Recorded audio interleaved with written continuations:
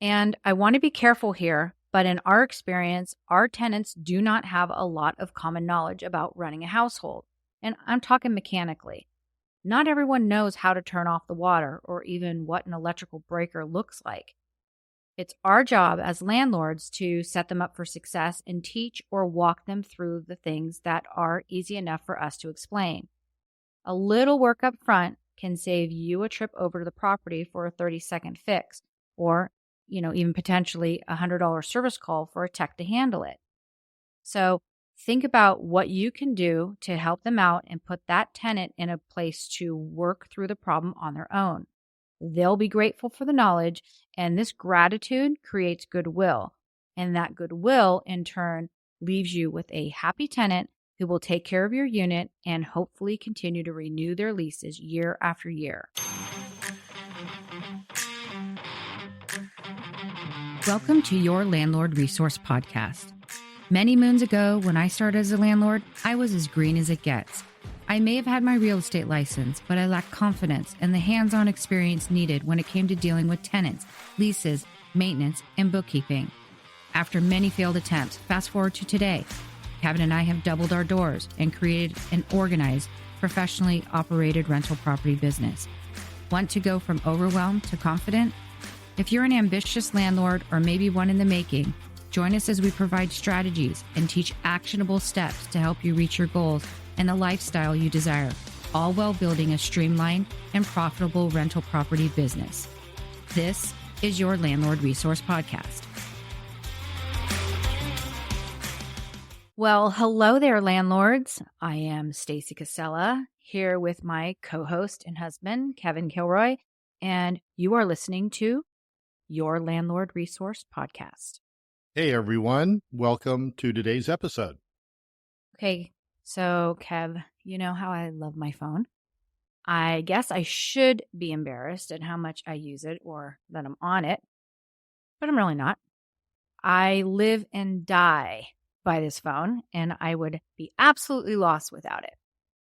You know, it's kind of funny because, just last week we were talking about this and we looked up our daily average, and I'm not going to throw you, under the bus, but it was a lot. Yeah, it was way more than I thought. But to be honest, it is my primary means for communication. So I'm texting family about an upcoming party, or I was telling our realtor who I referred for our single family home. And then I had a 30-minute phone call with him. And I'll say I'm not on social media a ton these days, but those phones make being organized so easy. I mean, I'm able to check on one kid's flight arrival time while I talk on the phone to my sister-in-law about when I should be at her place to do flower arrangements for this surprise party we're doing. And then I know that I have to leave her house by 5 o'clock to get to the airport on time to pick up the oldest and his fiance, and then be at dinner for our reservation by 7 p.m. I mean, our life is crazy, crazy busy, and that phone, love it or hate it, is the best thing I got to help me stay on pace for my day. Yeah, well, you do use your phone a lot for a lot of different purposes. I'm more of a social user and do a lot of reading. Yeah, sports stuff. That's truly life-changing stuff to read. Unlike my solitaire and my Wordle that I play, which at least keeps my mind sharp, right? I'm really trying to be good here. But yeah, I can go down a rabbit hole with news and history stuff, but more importantly, old TV and movie trivia. So why don't we just call it even right now and get on with the show? Yeah, okay, good idea. All right, you guys, speaking of mobile phones, today's episode, we are talking about all the different ways your mobile phone can be used to make your rental property business more efficient. It's a great tool. And if you don't have a mobile phone, then this might not be the episode for you. However, this episode might show you how much easier it might be to operate your investments by using one. Okay, so we're going to first discuss the obvious benefit, and that is communication with your tenants. We have the contact information for all our tenants in our phones or mobile address book, whatever your phone calls it. So we have their mobile phone number, so we can text them. Work contacts in case we have to get a hold of them in case of emergency. and their email in case we need to send them any non-urgent information. And to be honest, we have a lot of tenants and can't always remember their last name or would misspell it when we search for them. So we always include the property name and their unit number under their profile, and we just search that instead. So for communication on the phone, it's usually via text. Sometimes email if we have to attach photos, like if we just did an inspection report. And we are in the habit of texting after emailing to let them know to look for that email because we have one guy who never checks his personal email. He only focuses on his work email. I mean, he had no idea about the termite infestation or the extermination process info that we emailed over and came out of his unit looking perplexed, like, why are all of you here and what are you doing? And we like email because it's easier to track conversations. Each email is a new thread and it's easier to go back and see what was said, as opposed to text, which is just one long continual thread. And that's harder and much more challenging to pull a conversation out if needed for a legal battle down the line as well. So if we text or speak with someone in person about something that's of importance, we always follow up with an email no matter what. Yeah. So for communication, we primarily will use our mobiles for texting tenants, and that's typically just to confirm an arrival time or maybe if we need them to send us a picture of something that they need maintenance on. Right. So if you guys are using a landlord software like TurboTenant, you might not feel the need to do follow-up text. And maybe we're old school on this because we know that many of the landlord software apps out there have the capability of uploading photos into your tenant's profile. And that is essentially how you can keep good records of your conversations and maintenance records, etc. And that's all great. We use apps for many things in our business. However, like I said, we are a bit old school, and should an app go down or get hacked, because we all know that's happening more and more these days, you should have a backup plan. And for us, that's using electronic files on our computers, some of which we do have access to our phones as well. And some of those landlord apps are absolutely great, but some have some limitations, especially the free ones. Now, you've heard us before say that we recommend TurboTenant for newer landlords because it's user-friendly and free to set up an account on. They have an app that you can use remotely, and that sends you notifications when there's been activity on your profile. So, like if a tenant messages you or if someone applies for one of your vacancies, you get a text or a notification on your mobile phone letting you know. We also love Hemlane, which is a bit more advanced, and where they do not offer a mobile app, their site is pretty mobile friendly. So you can pretty much access anything you would need off-site, like sending an application to a tenant, listing your vacant property, messaging tenants, and tracking maintenance requests. We will link both TurboTenant and Hemlane in the show notes if you'd like to check them out.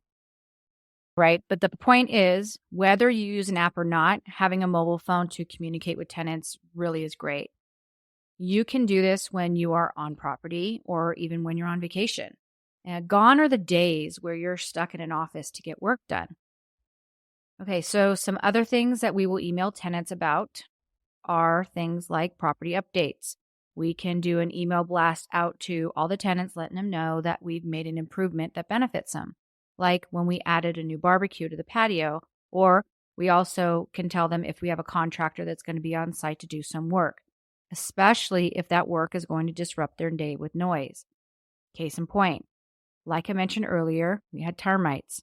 Again, the exterminator had a crew of 3 guys there on the property for about 6 hours, and they had to drill holes into the concrete every 18 inches, which was kind of loud. So we let the tenants know the name of the company, approximately how many persons were going to be servicing this issue, and what they were doing. And mostly because we wanted to let them know to be aware that these guys are authorized to be there, and if they need quiet for a meeting that day, to move locations or reschedule, because we could not guarantee there wasn't going to be a disruption on the property. And we will also send updates to the tenants for such things as, to remind them how to handle living in a heat wave. You'd be surprised how many people don't understand how to operate an AC unit. I mean, they think you can wait until the unit is 90 degrees and then try to lower the thermostat to 65 and expect it to work. So before a heat wave, we'll send out a reminder on that, plus tips on how to keep their unit cool in the warmer months. If you'd like to download the email verbiage we send out, we'll add a link to the free download in our show notes, and it's a pretty handy document to have. Yeah, running AC units can be really expensive too. So the tips on there can be helpful for anyone, not just tenants. All right, so to wrap up the communication side of using your mobile phone, we pretty much only will text a tenant for communicating like time of arrival or contact information for a tech that's going to show up for repairs, or if we have any quick questions. And we'll email either from our computer or our phones, depending on the situation. So, for instance, when we have to drive to a property that's out of town, Kevin does the driving, and I'll be on my phone texting, sending emails, reading emails, and essentially working the entire way there. But let's move on to what we use our mobiles most for at our rentals, and that is taking photos. And the funny thing is, we use the phone to take photos for our records, but we also use it for content for you guys to see what we're up to and how we do things. Yep. Ain't that the truth? Actually, we focus probably more on content than anything. So we use our phones to take photos of the units before a new tenant moves in. And you need to take a photo from every angle of every room so they can't come back at move out and say that the dent was in the dishwasher when they moved in. You can easily show them that it was not, as the phone has time and date stamps. Use it to take photos during your inspections. And this can be of a violation in a unit that the tenant has to remedy, or it can be a maintenance item that you need to come back for or send a picture to your contractor for them to handle. And you can use that photo to show what materials are needed to get the job done and the location of the area in case there's similar areas that can be confusing to whoever's doing the work. Yeah, it's kind of like a surgeon putting an X on the proper leg or arm to cut into, huh? Pretty much. Yeah, but we have used photos to send to Jim, who's our contractor, to ask questions too. And that is super convenient for him to do for us as well. This way, we don't have to always be on site together to get work done. Yeah, he did a lot of that during the remodel we just did. He would get photos of blue tape markings asking if this is where he should hang the drapery rod or how far or close we want the bathroom vanity to the wall. You know, just stuff you don't think about, but he needs to know the details on. Yeah, and it makes it so nice because we can be anywhere and he sends off photos of the project to get decisions from us so he can finish up and get moving on to the next thing. Yeah, makes things much more efficient for us working that way. And I want to add, it's a great organizational tool too. You can create an album for each property and or unit, so it makes it much easier when you're looking for specific photos.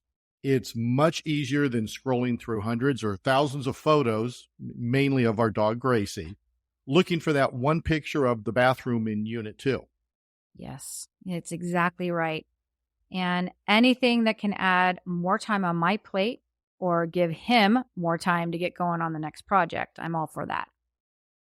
We use photos a lot during move-out inspections too. So a lot of times we find dirty kitchen drawers or dirty blinds. So when someone moves out, about 2 weeks before, we will send them an email that lists all of the things that they need to clean. So the windows, the window blinds, the cabinet faces, inside the cabinets and drawers, refrigerator, all the appliances. And we put a cost on what we will charge them if those items are not cleaned. And we do that so that they can't come back and say that they didn't know. Okay, so the other thing is model numbers and serial numbers on your appliances. Take photos of those. So if the tenant calls saying that something's not working correctly, you can troubleshoot it from afar. This helps the appliance tech know what parts to bring to the job, which saves time and frustration so they don't have to keep coming back and forth and disturbing the tenant. Photos of dates on your air filters and the batteries when you change them in the smoke detectors and or the thermostats. This is going to help you know when they were replaced last. And we only replace batteries once a year, but every once in a while, we're going to miss one. It also helps with your insurance if there's a claim. So let's say there's a fire in one of your units. You need to be able to prove that you had a smoke detector on site and that it was working. If that smoke detector has been removed or the battery has been removed, you can show that you have a photo with the date of the battery inside the unit to prove that you had done your job. And then the fault falls to the tenant, and the insurance company can go after their renter's insurance. We used photos and videos to send to the insurance company when we claimed the flood in our single-family home so they could see the damage and the repairs as we did them. We also use the phone for taking photos when serving notices to a tenant. Always mail a copy on the exact same day, but if delivering a notice and it can't be handed directly to that tenant, roll the notice up and put it between the doorknob and the door frame, or tape it right above the doorknob so they can see it. Take a picture, usually with a unit number on it, to prove that delivery. The time and date stamp on your phone is acceptable in the courts as proof. Here's a tip. Do not take videos. In court, you only have 3 to 5 minutes to present your side, and judges are not going to sit through a video that is narrated by you talking about all the things that are wrong. Just print out still photos and hand those over for the judge to see all the issues. Money is all around us, and we think about it more than almost every other aspect of our lives. But how can we make more of it, and what's our drive for building wealth beyond just the numbers in our bank account? Join us on the Make More podcast as our host Matt Heslin brings to you a dynamic lineup of experts in the world of investing, business, health, and beyond. Together, they unpack the secrets to not just surviving, but thriving in today's economy. It's about more than just wealth. It's about crafting life experiences, seizing opportunities, and building a legacy. Subscribe now to the Make More with Matt Heslin podcast and join us every week for new expert insights and inspiration.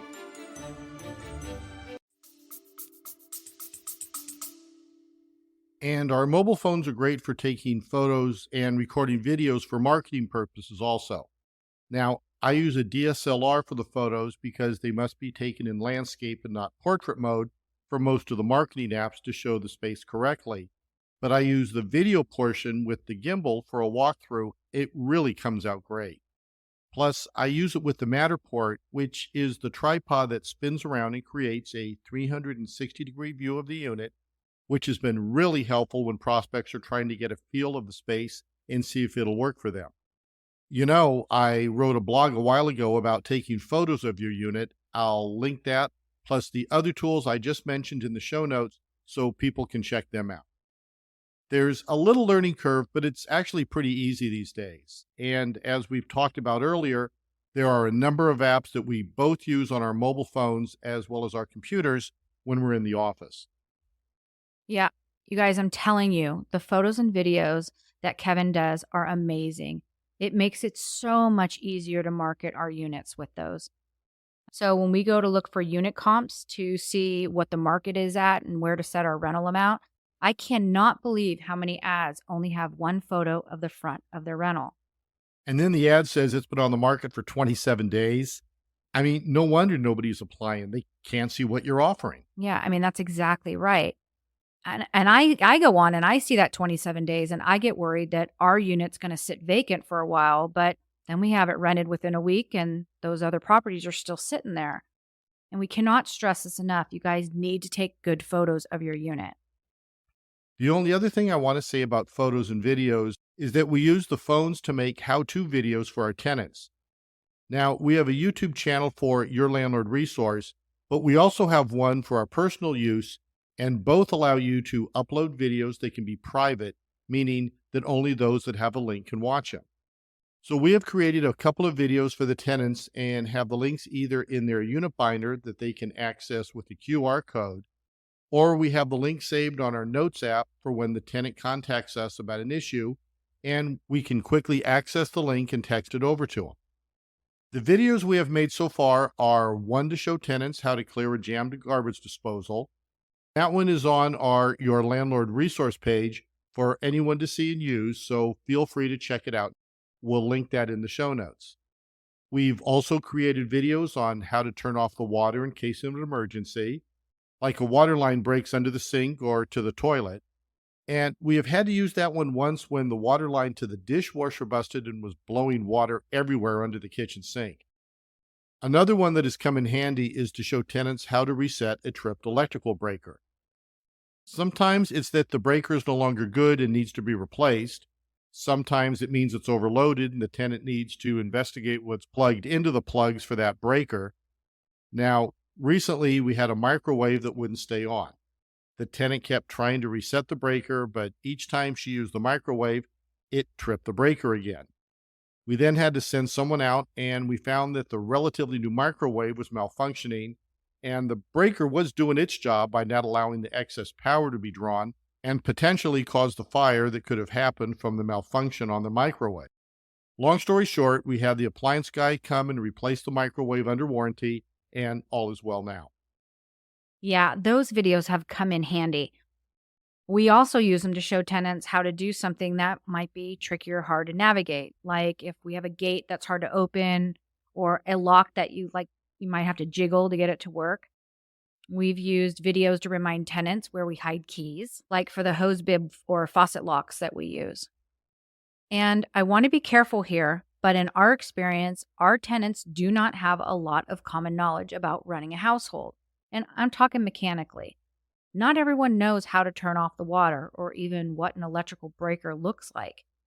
It's our job as landlords to set them up for success and teach or walk them through the things that are easy enough for us to explain. A little work up front can save you a trip over to the property for a 30-second fix or, even potentially a $100 service call for a tech to handle it. So think about what you can do to help them out and put that tenant in a place to work through the problem on their own. They'll be grateful for the knowledge, and this gratitude creates goodwill. And that goodwill, in turn, leaves you with a happy tenant who will take care of your unit and hopefully continue to renew their leases year after year. Yeah, absolutely. I mean, those are all great points. And I know you might be wondering on how to create a QR code to use it in your unit binder or even the body of your lease. We use a free site called QR Code Generator. It's really super easy. All you have to do is upload a link to it.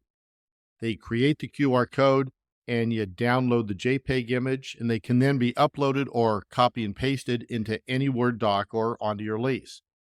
We'll put a link to QR Code Generator in the show notes for you to check out. Yeah, those codes have been an absolute savior. We not only use them for video links, we use them for links to the use and care guides for all the appliances, for the garbage disposal, our heater, and our air conditioners too.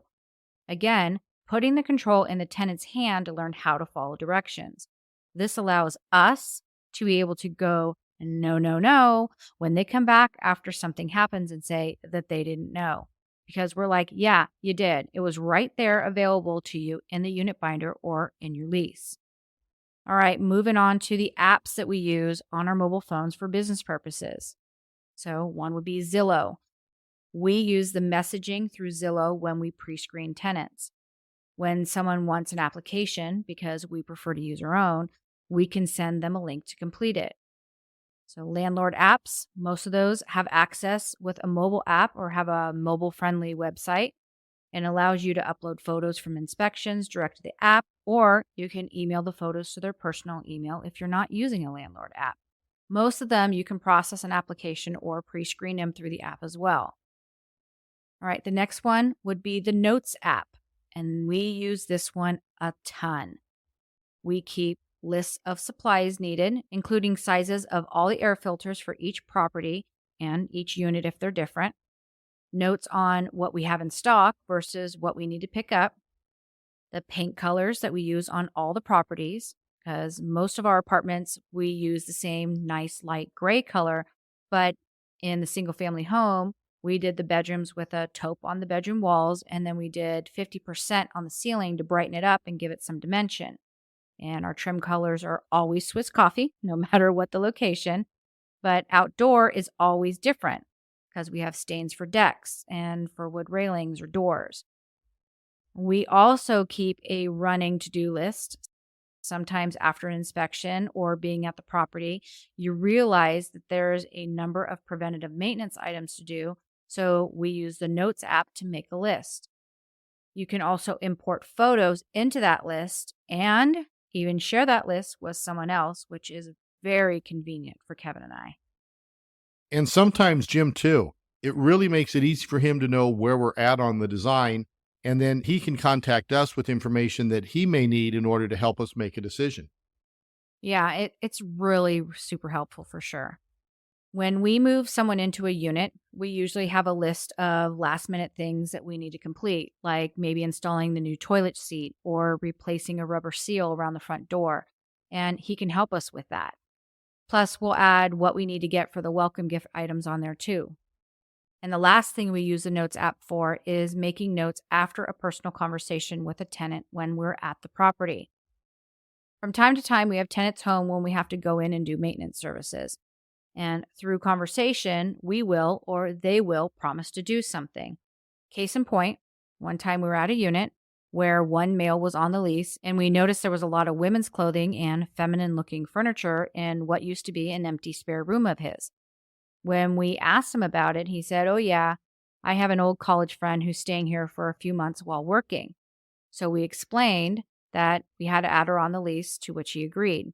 This conversation was done in person with no record of correspondence. So when we got in the car, we used the Notes app to make notes of what was said and what the result of the conversation was. And then when I got back to the office, we'll follow up with an email and use the notes taken on the phone to create that email. Yeah, and more often than not, a tenant will ask us personally for maintenance or something when we're on site. We record it in the Notes app and then send them an email reminding them of the issue and how we promise to resolve it. That Notes app is very useful. Yeah, like I said, one of our most used apps. It's perfect for grocery lists too. It is. So you can use a receipts app to record receipts of supplies purchased, meals, and keep track of expenses that you'll need to make sure that your CPA knows about. I think there's one called Zoho, and that looked like it was pretty highly rated. They work with QuickBooks and other accounting software, so that's a huge plus. But QuickBooks Online has a great mobile app to use, so you can scan your receipts right into your accounting software and then have it set up to book that expense right into the correct account for you. It's a pretty cool option, and we should probably use it a lot more than we do. As you know, we love QuickBooks and have used them for years on all of our small businesses. We can invoice our tenants and they pay direct into our business account.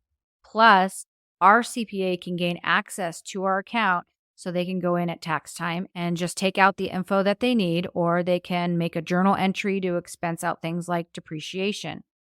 We'll link QuickBooks in the show notes if you want to check them out. I think right now, if you use our link, they're offering 30% off for 6 months or something like that. It's a pretty good deal. I will say the only thing we don't care for on QuickBooks is they charge a receiver a fee for automatic invoicing, even with EFTs. And the thing is, then we have to start charging our tenants a fee in order to use this convenient function. Now, many landlord apps will say they offer rent payments for free, but what they're doing is charging the tenant the fee and not the landlord. So, however you receive your rent payments electronically, understand who is responsible for paying those fees. Yeah, that part's a bummer. It's very rare for a company to offer no transaction fees nowadays. Most of the time, if that's the case, they are the ones who are absorbing the fees and the person just doesn't know about that. Yeah, or they absorb it into their price. I mean, rates for everything have gone up significantly in the last couple of years. So think about every time you go to pay a bill online and use your debit card thinking that because it's a debit card, there's no fees. The payment system can't tell if your debit card is actually a debit card or a credit card and charge the same fees regardless.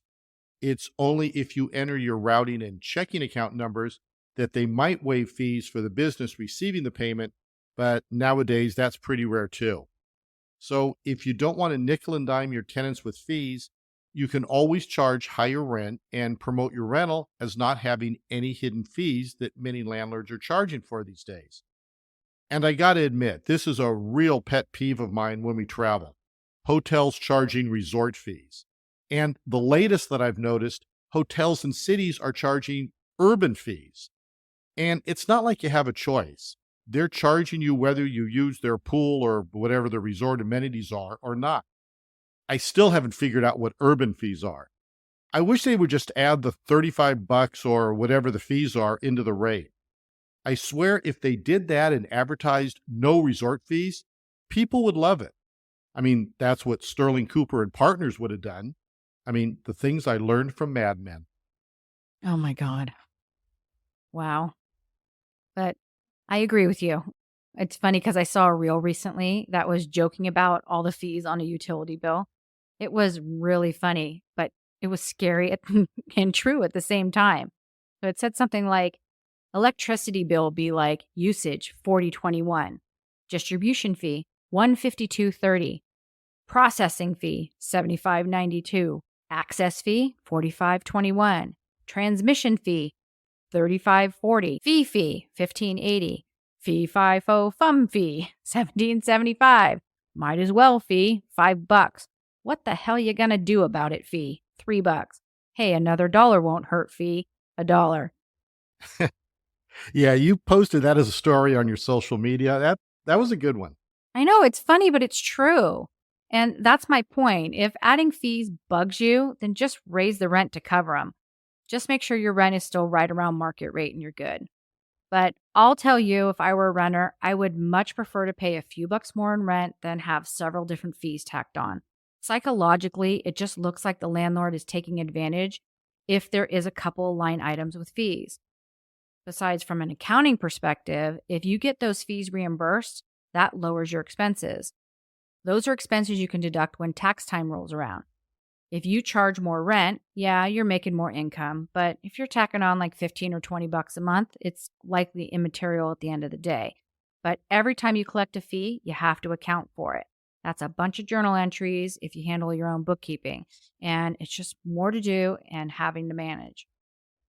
All right, I'm going to reel it back in and get back to how you can use your mobile phone when managing a rental property business. We're almost done, but we got a couple more. I'll take one of those ways. Okie doke, go for it. The calendar. Oh, yeah, we use the calendar app a lot too, yeah. I'd say this is one app that we use the most. Well, I guess more personally rather than a business, though, but it's really nice to have one calendar that's shared between the both of us so that when we aren't together, we can still know what's going on and when.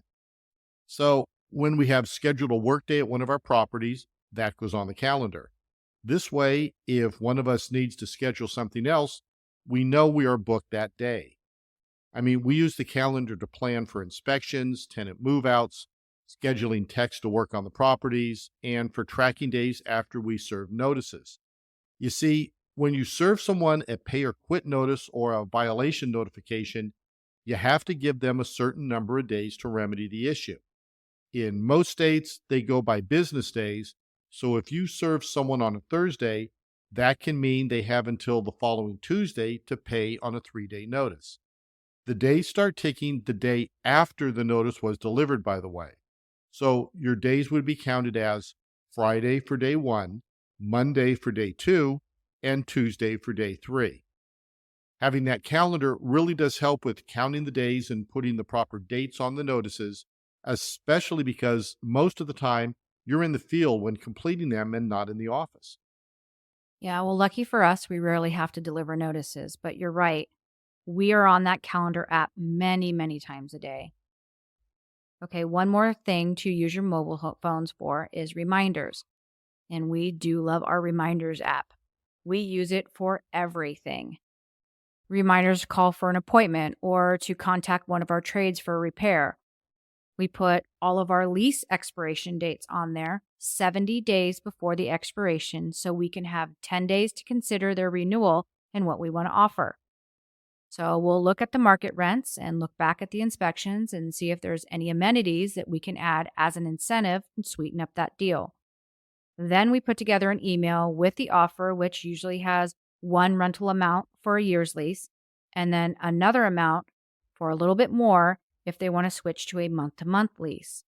And we'll send that email 60 days before the renewal to allow them time to consider if they want to accept or move on.